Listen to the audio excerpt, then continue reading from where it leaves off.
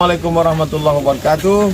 Saya bersama Biker Subuhan Pekanbaru Riau dalam kajian subuh Rabu Riyadhus Shalihin di setiap masjid musola di Jalan Kamboja, Rimbo Panjang. Bagi yang sudah bergabung istiqomah, bagi yang belum segera bergabung. Kiamat sudah dekat. Berkah selalu, sukses. Assalamualaikum warahmatullahi wabarakatuh.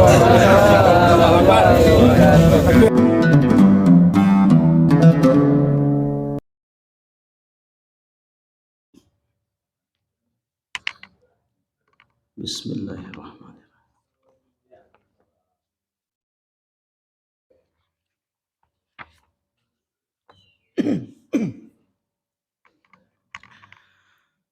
A'udzu billahi minasyaitonir rajim. Bismillahirrahmanirrahim. Assalamualaikum warahmatullahi wabarakatuh. Alhamdulillahi rabbil alamin. Anzalas sakinata fi qulubil mu'minin liyazdadu imanan ma'a imanihim. Alhamdulillahilladzi ahyana ba'dama amatana wa ilaihin nusyur. Ashhadu an la ilaha illallah wahdahu la syarikalah wa ashhadu anna Muhammadan abduhu wa rasuluhu la nabiyya ba'dah. Allahumma salli wa sallim ala habibina al-Mustafa Muhammad sallallahu alaihi wasallam. Bersyukur kepada Allah dan mengucapkan alhamdulillahi rabbil alamin. Berselawat kepada baginda Nabi, Allahumma salli ala sayyidina Muhammad wa ala ali sayyidina Muhammad.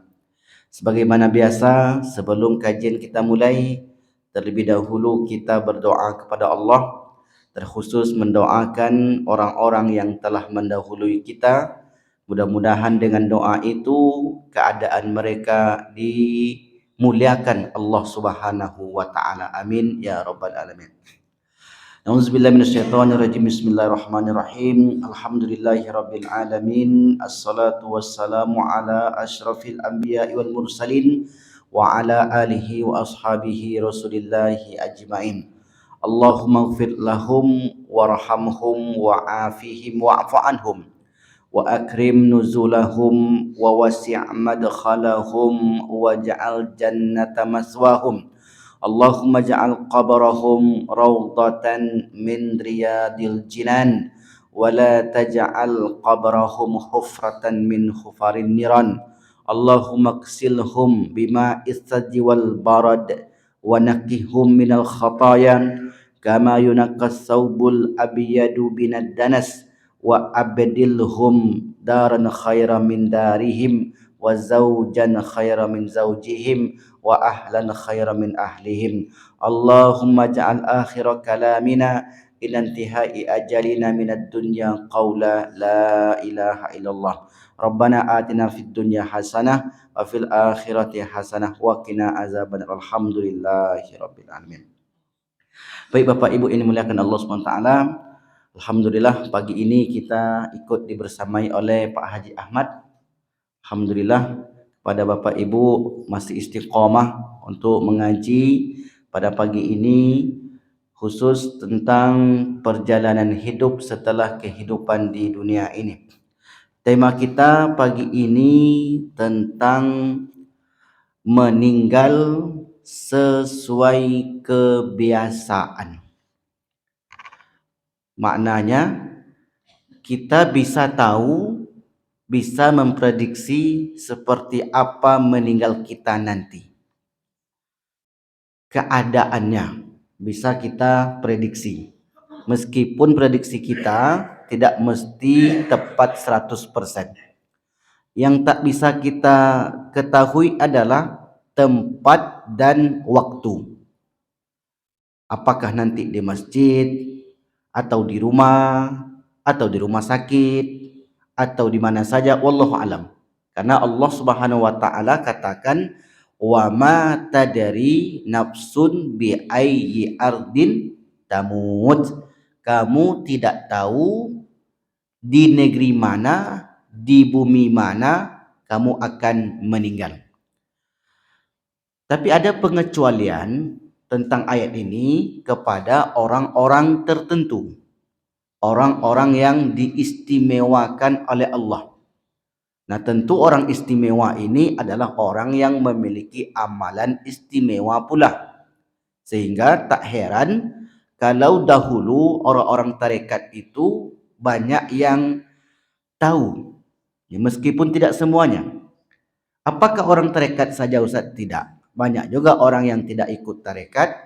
Dalam pandangan manusia, mereka itu orang biasa-biasa saja. Tapi ternyata ada amalan istimewa yang membuat orang itu dapat mengetahui kapan dia meninggal. Dahulu pernah kita ceritakan ada seorang habib pimpin pesantren, lebih kurang 2 minggu sebelum meninggal, dikumpulkanlah anak-anak dan istrinya. Lalu kemudian dia katakan, besok di hari Jumat, di sujud terakhir, Abi akan meninggal. Mendengar omongan itu, sang istri dan anak-anaknya terheran. Dari mana Abi tahu? Karena meninggal itu kan rahasia Allah. Hanya Allah saja yang tahu, sebab perkara gaib. Kata ayahnya ini, ya itulah ada yang memberitahu. Ya, karena mungkin dianggap itu bergurau atau mungkin untuk mencairkan suasana atau lain sebagainya, jadi tidak dimasukkan hati oleh keluarganya ini. Tepat di hari Jumat, sebagaimana biasa jadi imam salat Jumat, rakaat pertama lancar, tegak ruku sujud, tegak ruku sujud rakaat pertama. Masuk rakaat kedua, tegak ruku sujud, duduk di antara dua sujud, sujud lagi. Sujud yang kedua ini sujudnya terlalu lama. Makmum itu menganggap ini imam sedang membaca doa, karena memang sunnah hukumnya membaca doa di sujud terakhir. Aqrabu ma yakunul abadu ila rabbihi wa huwa sajid fa aktsiru bid-du'a. Posisi seorang hamba yang paling dekat dengan Allah ketika sujud, maka perbanyaklah berdoa. Sunnah membaca doa. Maka makmum mengira ini imam baca doa. Karena sudah beberapa menit tak juga bangkit dari sujud, akhirnya sang anak yang berada di belakang teringat pesan orang tuanya beberapa minggu yang lalu. Mungkin inilah maksud daripada pesan ayah kemarin, Abi kemarin. Akhirnya majulah sang anak ini ke depan untuk menggantikan posisi imam. Kemudian dia duduk di antara dua sujud dan tahiyat akhir. Lalu dibuka solatnya dengan salam. Setelah selesai solat, dicek, diperiksa, dilihat, rupanya ayahnya tadi sudah meninggal. Meninggal dalam keadaan bersujud. Nah, tentu Bapak Ibu, hal demikian adalah orang-orang yang istimewa. Dan cerita yang serupa banyak kita dapati dalam kehidupan ini. Nah, tadi kita bacakan ayat, kaidah umumnya orang tidak tahu kapan meninggal, kecuali diberitahu oleh yang meninggalkan, yang mematikan orang tersebut. Akan tetapi, meskipun kita tak tahu kapan kita meninggal, di mana, jam berapa, kita bisa memprediksi seperti apa meninggal kita nanti. Nah, ini dia pembahasannya. Seperti apa meninggal kita? Maka dalam salah satu hadis dari Jabir, qala sami'tun nabi, aku mendengar Nabi sallallahu alaihi wasallam bersabda, yub'atsu kullu abdin ma mata alai. Yub'atsu kullu abdin ala ma mata alai. Seseorang nanti akan dibangkitkan dari kuburnya berdasarkan cara matinya. Berarti kaitannya seperti apa nanti kita bangkit dari kubur masing-masing sesuai cara matinya. Dan cara matinya itu berdasarkan kebiasaan ketika hidup di dunia. Sebagaimana yang disebutkan dalam banyak kitab. Salah satunya adalah Abu Bakar Jabir Al-Jazairi mengatakan, dan riwayat ini dikutip dalam banyak kitab-kitab tafsir. Man asya ala syai'in mata alaihi wa bu'itha alaihi. Seorang yang hidup di atas sesuatu, meninggalnya akan seperti itu dan dibangkitkan seperti itu pula. Jadi dari ungkapan ini ya, dapat kita ambil kesimpulan seseorang bisa menentukan bagaimana cara matinya nanti. Mengapa demikian, Ustaz? Bukankah takdir itu sudah ditentukan? Jawabannya sudah ditentukan. Tapi tahukah kita takdir kita seperti apa? Tak tahu. Nanti entah bisa ngopi lagi, entah tidak, wallahu alam. Besok entah bisa lagi ke kantor, ke kebun, tak tahu. Apakah gara-gara kita tidak tahu kita diam saja? Kan tidak. Makanya Allah Subhanahu wa taala memberi atau membentangkan jalan kepada manusia agar manusia itu memilih. Dibentangkan dua jalan. Fa'alhamaha fujuraha wa taqwaha. Diilhamkan kepada manusia itu jalan fujur, jalan keburukan, dan jalan ketakwaan. Ada dua jalan. Dua jalan ini apakah Allah yang kamu harus ke sini, atau diserahkan kepada kita untuk memilih? Diserahkan kepada kita untuk memilih. Pagi ini Bapak Ibu datang ke masjid karena memilih datang ke masjid atau karena dipaksa? Karena memilih. Hidup itu kita memilih. Saya pilih jalan kebaikan, makanya saya datang ke masjid. Saya pilih jalan kebaikan, makanya saya beribadah. Waktu sama-sama diberikan oleh Allah. Ini waktu, silakan diambil, digunakan, manfaatkan. Ini jalan, silakan ditempuh. Ada yang mengambil jalan kebaikan, sukses dia. Ada yang mengambil jalan keburukan, maka sengsara dia. Apapun kehidupan kita di dunia ini, jalannya sudah dibentangkan. Maka terpulanglah kepada manusia. Apakah manusia mengambil jalan tersebut atau tidak? Kan tidak mungkin kita katakan, kalau memang takdir saya hidup susah, kayaknya susah juga saya nanti. Habis itu ongkang-ongkang kaki dia di rumah. Nampaknya memang susah hidup saya. Habis itu tidak mau berusaha. Apakah hal demikian bisa kita terima? Nampaknya nanti kalau saya tak kenyang, kalau saya makan juga saya. Maka tak perlu saya berusaha. Maka tidak demikian. Karena Allah Subhanahu wa taala sudah berikan jalan kepada manusia, maka silakan manusia itu untuk mengambil jalan tersebut, menempuh jalan tersebut. Alhamdulillah Bapak Ibu memilih jalan kebaikan.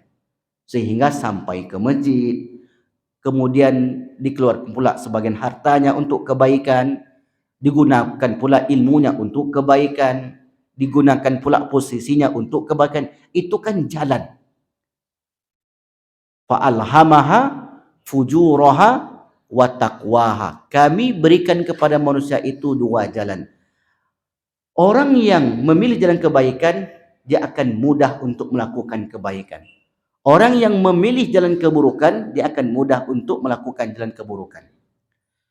Saya akan cerita beberapa kasus yang ditulis oleh para ulama di dalam buku-buku mereka. Yang pertama, kisah yang terjadi di Mesir, di provinsi Mansurah. Nama provinsinya Mansurah. Dari kota Kairo lebih kurang 4 atau 5 jam. Saya dahulu sudah sampai ke sana.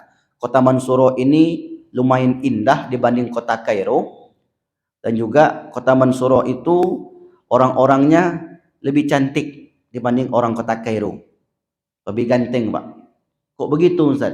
Karena mereka dulu dijajah oleh Perancis dan banyak terjadi pertukaran genetik, asimilasi budaya, asimilasi keturunan. Itu kalau bahasa Pak Ahmad ya begitu. Kalau bahasa sederhananya pertukaran. Bahasa kerennya asimilasi, pertukaran. Jadi mereka itu banyak yang bermata biru, memang agak cantik kan, kemudian rambutnya dan seterusnya. Lalu kemudian ketika saya sampai di sana, ada satu buku, judul buku itu Man Asya ala syai'in mata alai. Siapa yang hidup atas sesuatu, maka meninggalnya akan seperti itu. Ditulis oleh Syekh Muhammad Astol, itu penulisnya. Diceritakanlah di sebuah kawasan, di street, ada sebuah flat. Flat itu semacam apartemen, karena rumah di sana bukan rumah-rumah susun seperti kita. Jadi rumah itu bangun itu kotak saja, di tengah nanti ada tangga atau eskalator. Berarti dibagi 4, ini satu keluarga, ini satu keluarga, ini satu keluarga. Begitu modelnya. Di situ tinggallah seorang syekh yang bernama Syekh Muhammad Hasan. Di atasnya itu ada keluarga yang saat itu sedang sakratul maut. Di detik-detik akan meninggal. Lalu kemudian salah seorang dari anggota keluarga ini datang ke bawah memanggil sang syekh. Syekh, tolong kami. Ayah kami sedang sakratul maut. Di mana? Di atas. Akhirnya sang syekh itu naik ke atas. Sampai di sana dia bacakan Al-Quran. Mulai dia auzubillahi minasyaitonirrajim, bismillahirrahmanirrahim. Dibacakannya Al-Baqarah, dibacakannya surat ini. Ketika didengar oleh orang yang sekarat tadi, dimarahin sang syekh ini. Hasbuka, hasbuka. Cukup, cukup. Saya tak butuh bacaanmu. Marah dia dengan syekh ini. Akhirnya dimakinya, disuruh keluar. Sang syekh itu keluar, kemudian dia minta kepada anaknya. Ini sang syekh sudah keluar, dia minta kepada anaknya. Tolong putarkan musik untukku. Fa innal ghina yanghamisu qalbi. Karena musik itu dapat menenangkan jiwaku. Ternyata memang Bapak Ibu di rumah itu kaset CD aja isinya. Satu lagu yang terus diputar-putar. Di Mesir itu terkenal lagu ini di zaman dulu. Judulnya Ummi Kulsum. Ada ibu-ibu yang tahu lagu ini? Jarang ya, karena tempat kita nggak begitu populer. Kalau tempat kita mungkin yang populer Zalmon, Kasih Tujuh Muaro kan, lagu Ebit G. Ade, mungkin itu. Atau lagu Betra Senata, lagu Hitam Putih, dan seterusnya.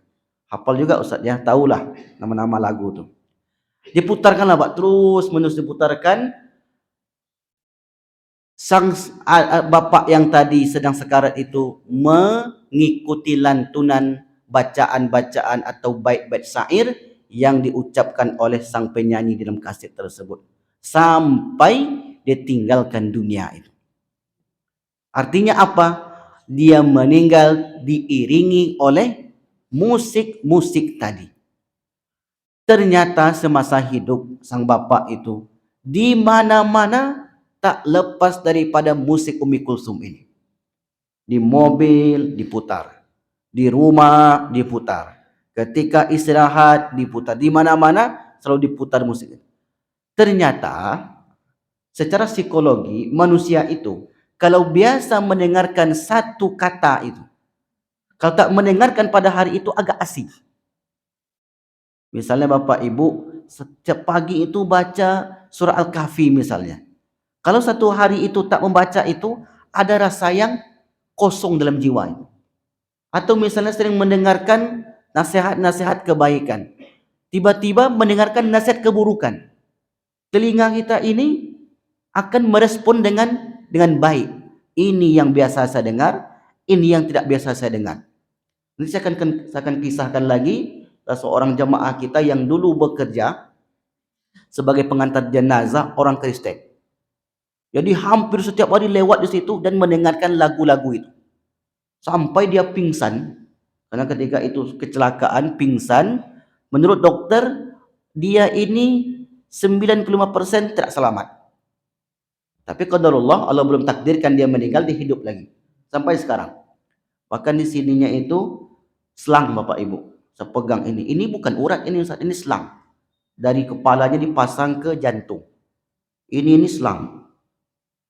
Kemudian beberapa dalam tubuh itu isinya selang. Jadi ketika dia pingsan itu, dia dengarkan lagu-lagu yang biasa dilakukan oleh orang umat Kristiani. Terngianglah dia. Padahal dia nggak sadar. Saya tanya, kenapa Bapak itu yang Bapak dengar? Karena memang hampir setiap hari saya melewati tempat itu selalu diputarkan nyanyian-nyanyian tersebut. Artinya apa Bapak Ibu? Sesuai kebiasaan yang kita dengar oleh telinga kita.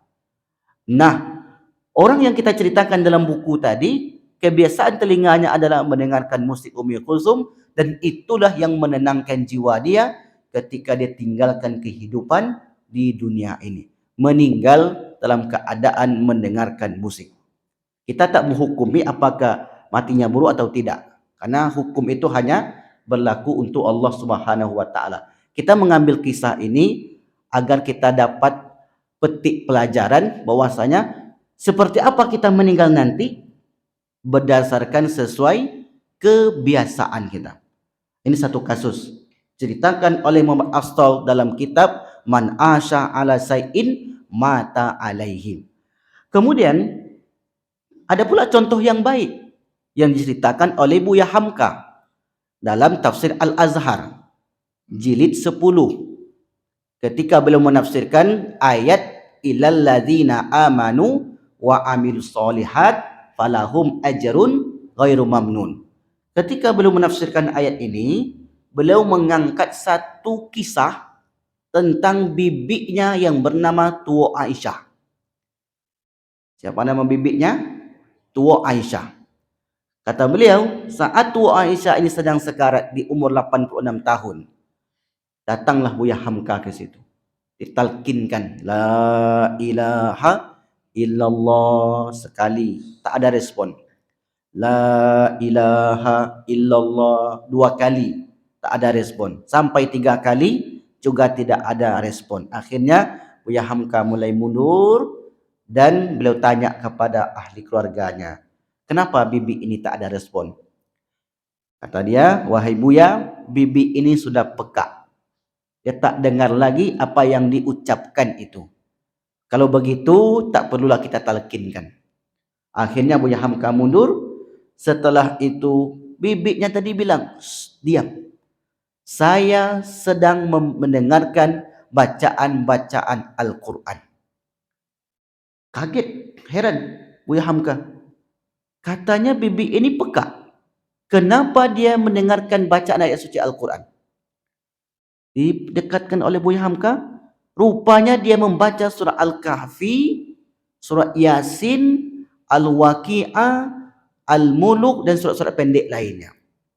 Ditanyalah Bapak Ibu, kenapa bibi ini membaca ayat ini?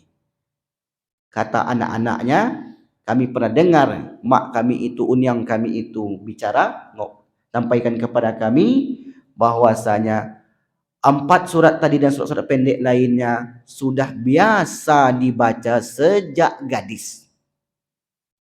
Kok begitu? Itulah nasihat daripada ayah datuk. Datuk kami, datuk engkau juga wahai Buya. Ayah dia, ayat Tua Aisyah ini. Jangan kalian tinggalkan wirid-wirid ini.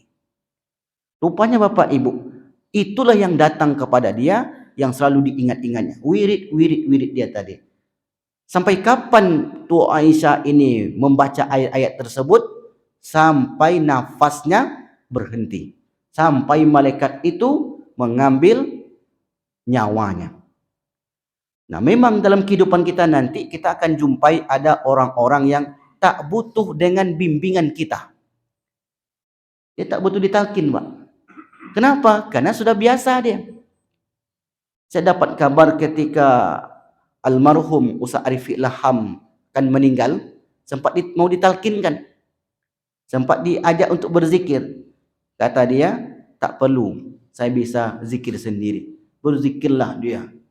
Ketika akan meninggal itulah dia terus terus membaca zikir-zikir Allah, zikir-zikir kepada Allah, dan akhirnya meninggal dalam keadaan berzikir. Mengapa bisa terjadi demikian? Karena sesuai kebiasaan. Berarti cara kita nanti meninggal itu bisa kita prediksi, bisa kita lihat seperti apa saya meninggal. Saya meninggal dalam keadaan baik atau buruk, bergantung kepada manusianya tadi. Makanya ada sebuah hadis disebutkan, wa innar rajula la ya'malu bi amalin ahli jannah hatta ma yakunu bainahu wa bainaha ila dhira'. Ada orang dalam pandangan manusia amalannya itu amalan penghuni surga, sehingga jarak dia orang itu dengan surga sehasta. Tapi di akhir hayatnya su'ul khotimah. Kok bisa su'ul khotimah meninggalnya? Ternyata hadis ini dijelaskan dalam riwayat lain.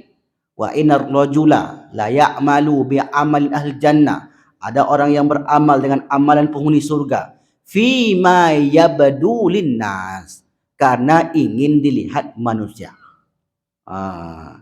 Berarti dia melakukan sesuatu itu bukan karena Allah Subhanahu wa ta'ala. Misalnya orang itu datang ke tempat tersebut karena ada pesanan, misalnya begitu. Apakah amalnya itu ikhlas karena Allah? Tentu tidak, karena dia berbuat itu atas suruhan, maka tidak terhitung sebagai amal kebaikan bagi dia. Bagaimana matinya orang seperti itu? Sesuai kebiasaan dia. Apakah kebiasaan dia ke masjid itu karena Allah atau karena sesuatu? Seperti yang kita bacakan tadi, man asya ala syai'in mata alaihi. Kecuali diubahnya, Pak. Mungkin selama ini dia datang ke sana hanya tujuannya untuk sesuatu. Seperti ustaz besar gitu, kalau mereka ceramah kan tak luput daripada orang-orang yang ingin menjatuhkannya. Apakah musuh Islam itu sendiri atau mungkin internal itu sendiri, macam-macam. Tapi yang jelas tentu niatnya tidak sama. Tiba-tiba nanti kita tengok orang itu dulu baik sekali ketika hidup, tapi kenapa ya? Jadi jangan heran, bisa jadi apa yang dilakukannya itu bukan datang daripada Allah Subhanahu wa ta'ala. Maka mesti orang tersebut berpikir cerdas. Jangan sampai apa yang saya buat ini sebenarnya ada kamuflase. Ketika jalan itu dibentangkan, dipilih sebenarnya jalan keburukan, tapi di mata manusia itu jalan kebaikan. Jadi Bapak Ibu yang dimuliakan Allah SWT, semua itu terpulang kepada individunya, kepada manusianya. Seperti apa nanti akan meninggalnya berdasarkan sesuai kebiasaan. Sebenarnya di dunia ini, dalam kehidupan kita, apa-apa sesuai kebiasaan. Seperti orang sedekah. Kalau biasa dia sedekah 30.000, 50.000 setiap hari, saat hari itu bersedekah dia 2.000, itu terasa ada yang kurang. Tapi kalau nggak terbiasa dia sedekah 50.000, tiba-tiba sedekah 50.000, mungkin ada penyesalan. Banyak tuh beri sumbernya nih. Tengok salah ambil rupanya. Kebiasaan. Orang yang kebiasaannya masuk masjid langsung sholat, kalau dia tak sholat hari itu ada rasa yang kosong. Kosong, ada yang enggak enak aja perasaannya. Kalau Bapak Ibu yang biasa hari-hari itu pegang tasbih, bertasbih, pokoknya adalah waktu yang khususkan. Karena sudah kebiasaan, tiba-tiba di hari itu mungkin perjalanan dinas jauh, tak sempat dia tahajud, tak sempat dia berzikir. Dalam hatinya itu ada sesuatu yang kosong, yang tidak sempurna. Kenapa bisa demikian terjadi? Karena sesuai kebiasaan-kebiasaan tadi. Maka kebiasaan ini kita ciptakan, kita buat. Orang yang tak terbiasa solat lama, tiba-tiba imamnya itu panjang sekali ayatnya, maka dia merasakan ini imam kok panjang sekali ayatnya. Apalagi pas bulan puasa, di masjid raya itu 1 juz 1 malam. Ada orang coba-coba sampai di situ rupanya 1 juz, menggeletik kakinya, Pak. Salah masuk masjid kita rupanya, kata dia. Karena biasa dia iftitah, Al-Fatihah, ayat 1 nafas. Solat 11 rakaat atau 20 rakaat itu 15 menit. Tiba-tiba di solatnya 1 jam. Karena tak terbiasa tadi, akhirnya begitu terasa berat. Jadi berat atau ringan dalam menjalani sesuatu berdasarkan kebiasaan. Kebiasaan itu siapa yang menciptakan? Manusia itu sendiri. Allah berikan kebebasan, silakan engkau pilih jalan ini, engkau pilih jalan yang itu. Maka oleh karena ketika manusia itu nanti bangkit dari padang mahsyarnya, bangkitlah orang itu sesuai dengan cara meninggalnya tadi. Maka nanti Bapak Ibu, ada orang yang bangkit dari kuburnya dalam keadaan bertalbiyah. Ada orang yang bangkit dari kuburnya dalam keadaan bercahaya. Jadi tiba-tiba cahaya terang sekali. Kenapa? Karena hadis Nabi mengatakan, basyiril masyain, berilah kabar gembira kepada orang yang berjalan fi zulami, di waktu-waktu gelap, ilal masajid, ke masjid bin nurit tam, dengan cahaya yang sempurna, yaumal qiyamah, nanti di akhirat. Ini Bapak Ibu, solat maghrib, isya, subuh di masjid, yang didapat bukan saja pahala 27, bukan itu saja. Kalau itu sudah pasti berjamaah kita pasti dapat pahala 27, meskipun tidak di masjid. Misalnya dalam perjalanan cuma 2 orang, dah berjamaah 27. Di kebun berjamaah berdua 27.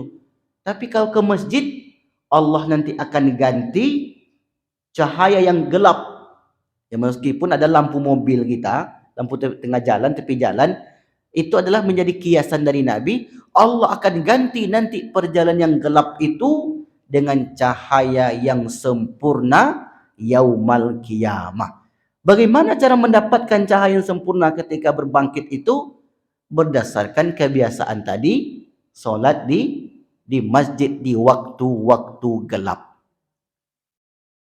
Ada lagi orang yang bangkit dari kubur itu terang sekali. Karena setiap pagi dia membaca ayat-ayat Al-Quran. Karena ayat Al-Quran itu disebutkan oleh Allah sebagai cahaya.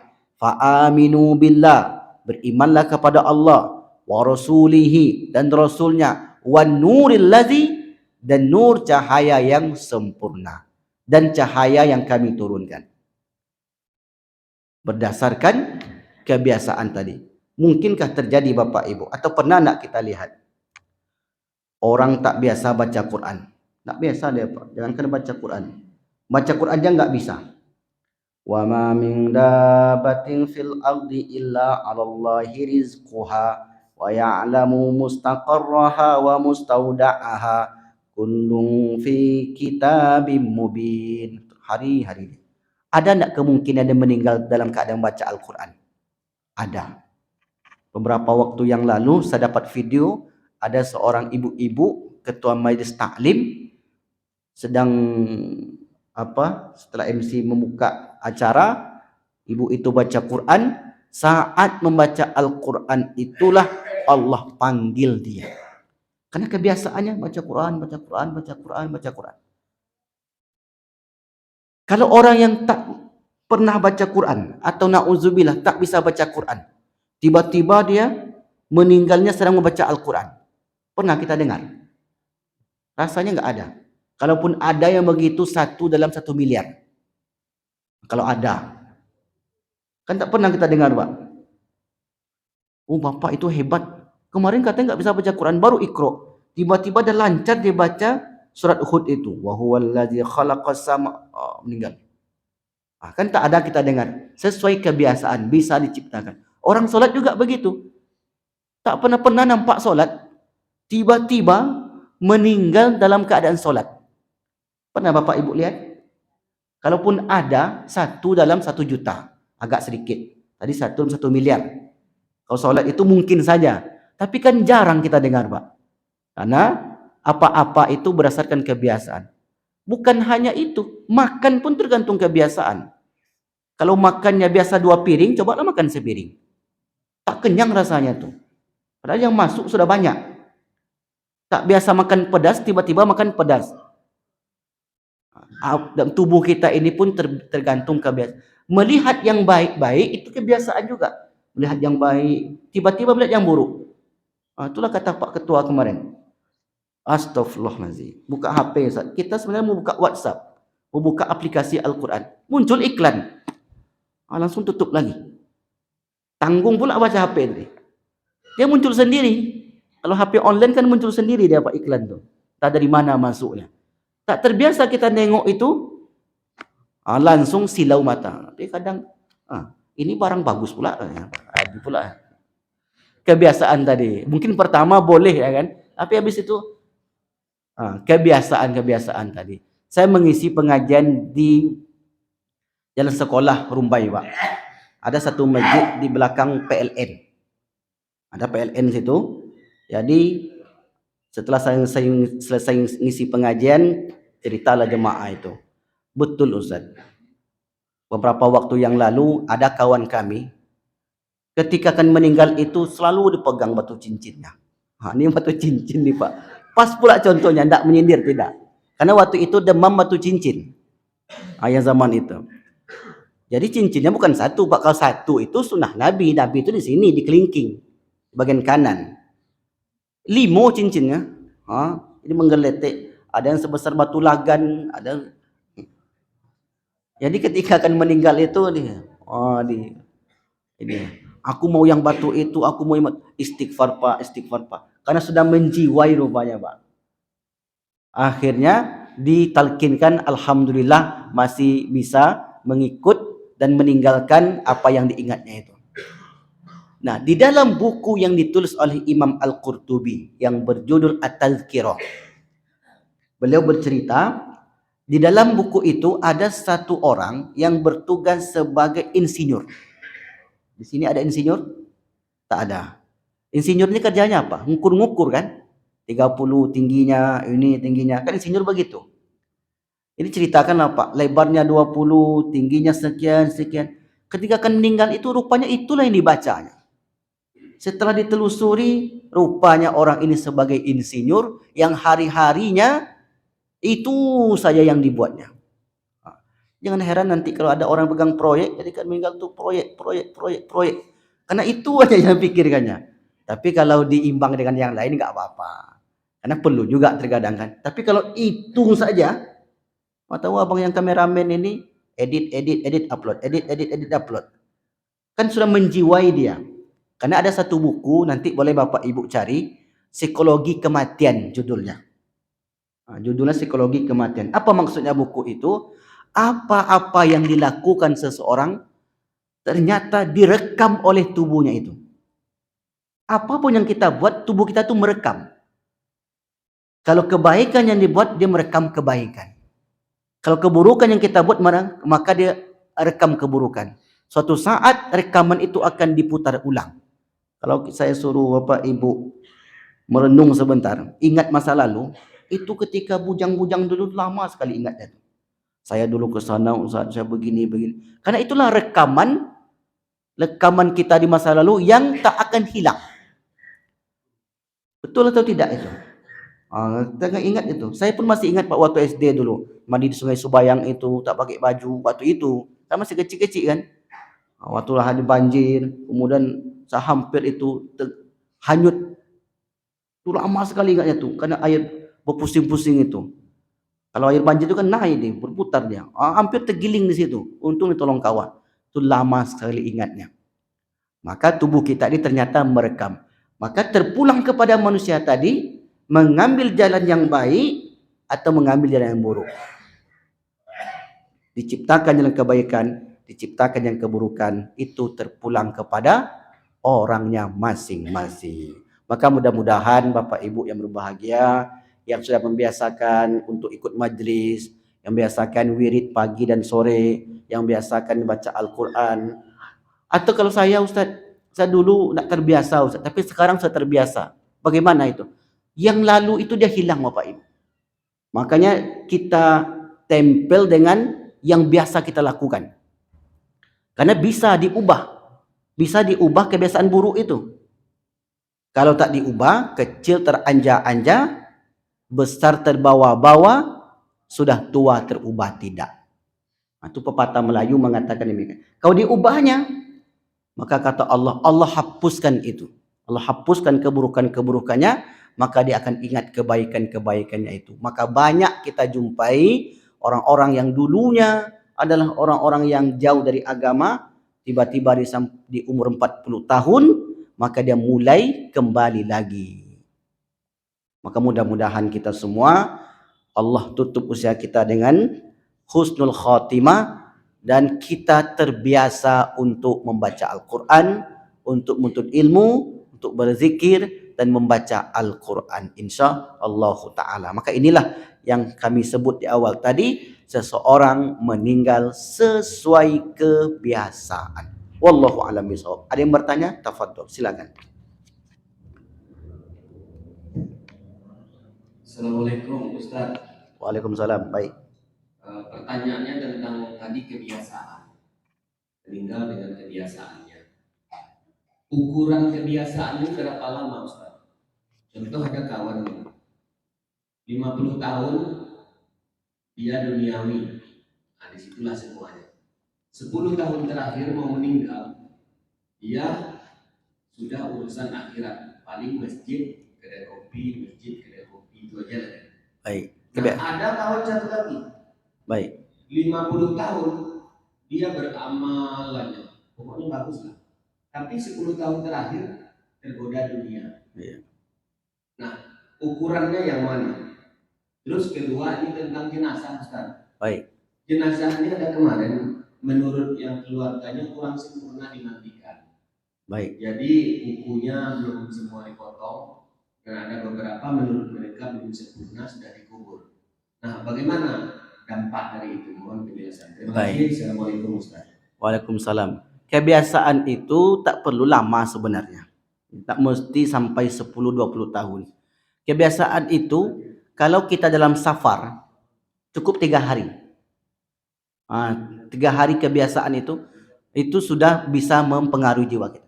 Saya mengisi pengajian di Ujung Batu, Pak.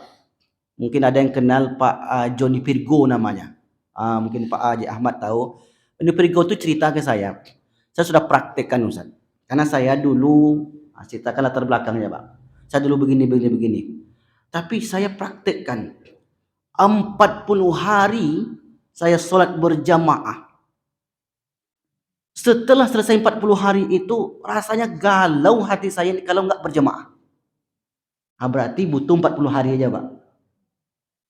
Karena kalau dalam hadis sebutkan, orang yang sholat berjamaah 40 hari itu terhindar dari kemunafikan. Makanya memang standar kalau kita ukur-ukur seperti itu tak kita dapatkan. Cuma kalau kita baca hadis tadi, 40 hari itu sudah bisa mengubah kebiasaan orang tersebut. Coba saja. Saya sudah pernah coba, ini tentang makan nih Pak. Biasanya makan habis Isya. Dapat saya keterangan kalau makan habis Isya itu membuat lambung tak sehat. Katanya begitu. Kemudian memang saya rasakan kalau saya makan malam jam 9 itu gampang masuk angin. Habis itu saya ubah. Baru seminggu ini saya makannya sebelum maghrib. Tak masuk angin Pak. Walaupun dingin sejuk ini biasanya saya minta matikan hasil ke pengurus. Sekarang tidak. Rupanya tubuh kita ini pun masalah makan itu kebiasaan. Nah, masalah sholat tadi kebiasaan. Itu bisa berubah secara total itu. Ini tak perlu sampai 20, 30, 40 tahun. 1 bulan saja, coba praktekkan. Tiap hari nanti wirid. Wirid 30, 100 kali misal subhanallah, subhanallah, subhanallah. Alhamdulillah, alhamdulillah, alhamdulillah. 40 hari saja. Maka insya Allah itu akan tampak perubahan. Satu lagi. Orang yang saya ceritakan tadi yang ngantar jenazah. Dia tinggal di Jalan Merak. Dekat Masjid Nurul Iman. Ini bapak itu suatu kali dia mendengarkan tausiah Ustaz Hadi Hidayat. Tentang masalah saraf. Bacalah Al-Quran ini, ayat ini. Lupa saya apa ayatnya. Baca sampai 40 hari. nanti bapak akan sehat. Ini kan ramuan Saadi Hidayat. Diamalkan sama bapak ini. Kata beliau, di situlah mukjizatnya Ustaz. Yang menurut dokter dan saya akan bisa sembuh lagi. Karena kalau saraf itu sudah rusak, ini kan mati Pak. Kaki kanan mati, jadi tak bisa ngomong. Dipaksanya dibaca 40 hari. Sekarang tinggal sedikit aja lagi tangannya ini. Yang pakai kabel tadi itu yang tak bisa lagi. Butuh 40 hari saja. Maka kebiasaan-kebiasaan yang buruk kita bisa hilang setelah 40 hari, insya Allah. Baik, itu yang pertama. Kemudian yang kedua, untuk memandikan jenazah. Jadi begini, mandikan jenazah itu dipisahkan antara yang wajib dengan yang sunnah. Jangan digabung. Apa saja yang wajib? Untuk jenazah yang wajib kan 4. Memandikan, mengkafani, menyolatkan dan menguburkan. Ini yang wajib. Teknisnya seperti apa? Itu termasuk sunnah. Makanya kalau kita tengok dalam buku Azkar Imam Nawawi, Nabi itu dipakai 3 lapis, kan itu sunnahnya. Kemudian dipakai air dari sider, dari air kapur supaya bersih, potong kukunya, itu masuk bab-bab sunnah. Nah sebenarnya tidak mengapa, asal sudah dimandikan tadi, sudah sempurna, kecuali tak basah badannya. Misalnya mandi sebelah saja. Dan itu pun nanti tengok keadaannya Pak. Kalau jenazah ini berdarah-darah, misalnya ada kecelakaan, tak mungkin dimandikan, kita mesti dimandikan semuanya. Ini kondisional. Maka itulah enaknya fikih. Fikih itu tak menyempitkan. Al-amru idza daqat ittasa'at. Al-amru al-umur idza daqat ittasa'at. Suatu urusan itu apabila dia sempit, sulit untuk bergerak, maka perlapang-lapanglah. Nah, itu kaidah usul fiqh yang menyebutkan. Jadi kalau dalam pandangan saya seperti tadi hanya karena kuku saja terlupa, itu bukanlah termasuk melalaikan perkara yang wajib. Kira-kira begitu Pak. Memang kita pengen yang terbaik. Pengen terbaik kan. Kenapa dihiasnya orang yang meninggal itu? Emang siapa yang nengok itu? Emang malaikat mungkar nangkir itu tergoda? Mak ganteng orang nih. Kenapa kita mandikan sedemikian rupa Pak? Terapikan kumisnya, kemudian kita kasih sabun. Padahal nanti kan akan dimakan makhluk-makhluk tanah juga. Itulah adab. Karena agama kita ini agama yang penuh dengan adab. Bukan seperti menguburkan kucing saja, habis kubur habis itu pulang. Kucing aja tak tega kita. Mesti kita balut, kita bungkus dengan kain terbaik yang kita miliki. Kira-kira begitu Pak. Wallahu a'lam bishawab. Baik, ada sebelah kiri. Ibu-ibu, pas. Alhamdulillah. Paham semua.